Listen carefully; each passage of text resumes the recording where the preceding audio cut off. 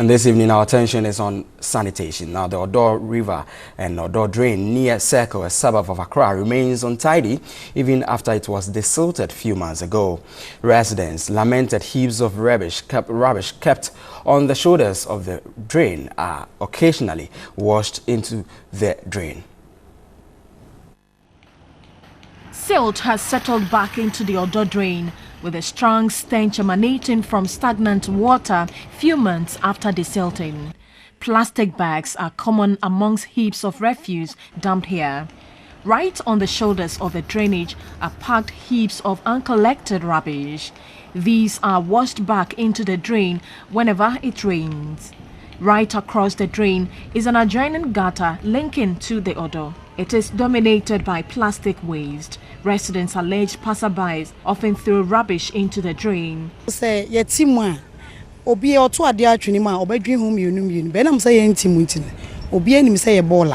is desilted, people will be careful not to drop refuse in. When the sun is high, the stench is too much to bear. Desilting can also prevent casualties.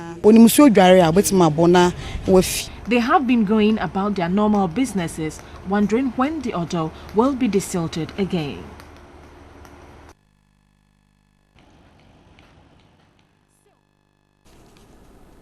And let's get on to the Skype and quickly speak to David Duncan, who is the Chief of WASH at UNICEF Ghana, and he's going to join us quickly shortly on Skype. Good evening, sir, and thanks for your time on News at 10 tonight. Good evening, Edward. Now, you've seen what is happening at our various places, especially stations and, of course, at beaches. They are being polluted with waste and all that. What is your role as WASH chief in Ghana? My role? Yeah, what is your role regarding how we can curtail some of these challenges? Okay. Thanks very much for the question. From UNICEF's point of view, our role is really to support government and try to identify solutions that are really going to be working for all of Ghana to try and eliminate open defecation, to try and help everybody to use it, get using toilets, and ensure that we can improve the sanitation very rapidly across the country. It is estimated that Ghana loses about $290 million annually to poor sanitation. What do you think as a country we can do to avert this? There's a few really simple things that we can do. We really need to be working with communities to help them understand the need for toilets and for them to be using toilets.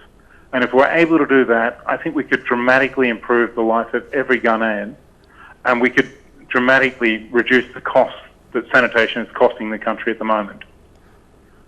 You have been the chief of WASH in Ghana, representing the UNICEF. What has been the response like going to communities, trying to educate them on some of these things? We've had a fantastic response in many, many communities across the whole country.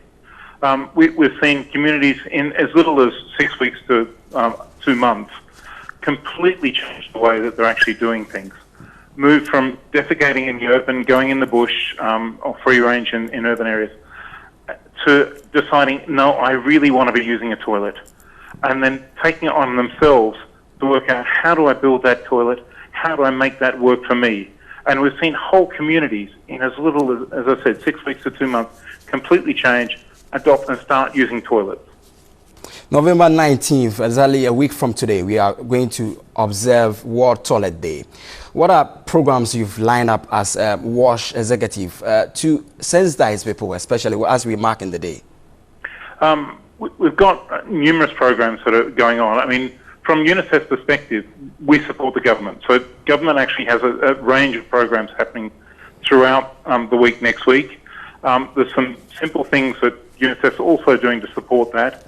We have an art exhibition, which is, and I apologise to your listeners, but it's titled "Let's Talk Shit," because it's challenging people to look at and be confrontational in terms of them thinking about, why are we doing this? Why is this still a problem in my country?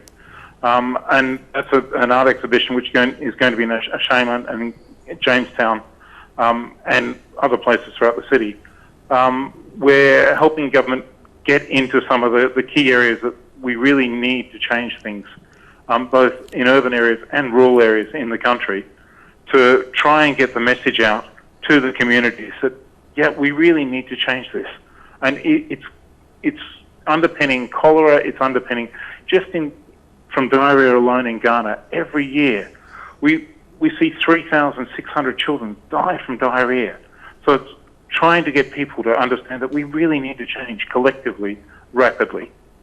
We're grateful for your time tonight on News at 10. David Duncan is the Chief of WASH at UNICEF Ghana, and he's been speaking to us about sanitation and all that.